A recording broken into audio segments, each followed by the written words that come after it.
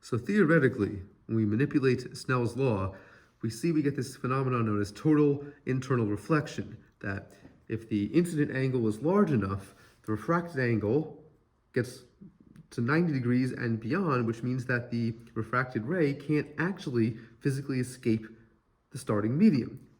Does this actually happen? Well, let's see. So I've got the refraction tank set up, air above water, and just like before, I'm starting in the water. You can see clearly it's bending away from the normal because it's going into the faster medium of the air. No problem whatsoever. And of course, both things are happening when it gets to the boundary. We can see there's a reflected ray and a refracted ray. The reflected ray is pretty dim, but the refracted ray is pretty bright.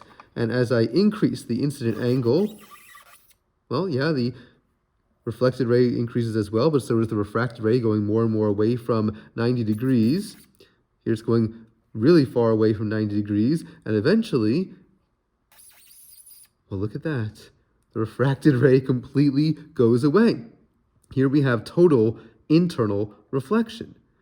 Now I'm going to do it again, but this time keep your eye on the reflected ray. So here, there's the reflected ray, there's the refracted ray. And once I get to this point of total internal reflection, what do you see happen to the reflected ray? Do you see it get brighter? Why is that happening?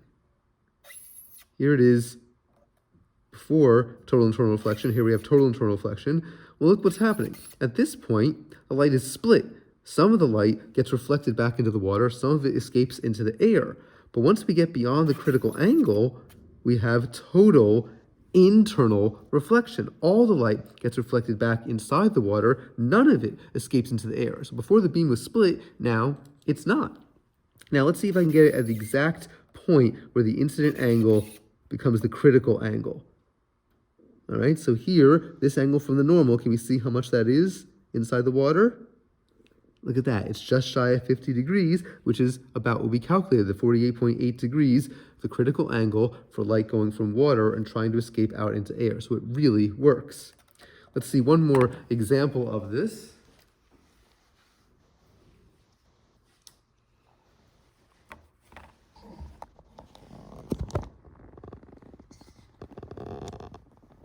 Here we've got my bright red light.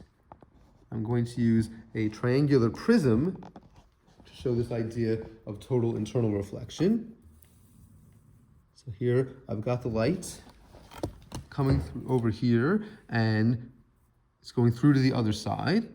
And I'm going to twist the prism. The light here is bending more away from the normal, more away from the normal, more away from the normal, more away, until eventually it goes away. No light escapes out the other side. Now again, here's the reflected ray. Some of the light escapes out over there, some of it reflects against this boundary, comes back, and keep your eye on this reflected ray. When the refracted ray goes away, do you see that? The reflected ray gets more intense. Here it's split. Some escapes into the air, some gets reflected back, but here once we hit total internal reflection, all that light gets reflected.